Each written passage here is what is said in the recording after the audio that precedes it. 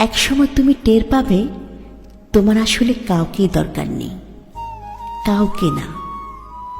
বারবার এলোমেলো হয়ে যাওয়ার পর পৃথিবীর প্রতি একরাশ অভিমান করে তুমি আস্তে আস্তে নিজেকে নিজেই গুছিয়ে নিতে শিখবে।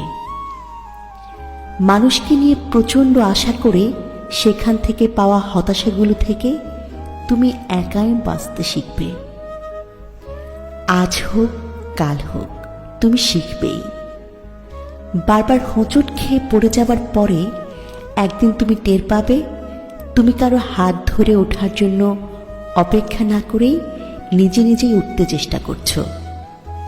তুমি টের পাবে তুমি আর আগের মতো নেই।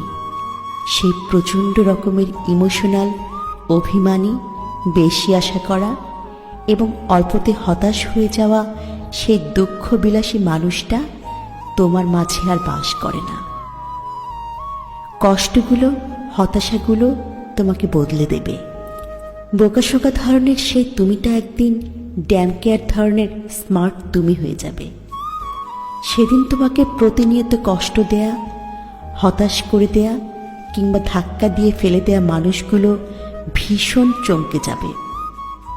কেউ কেউ ফিরে আসতে চাইবে তোমার কাছে।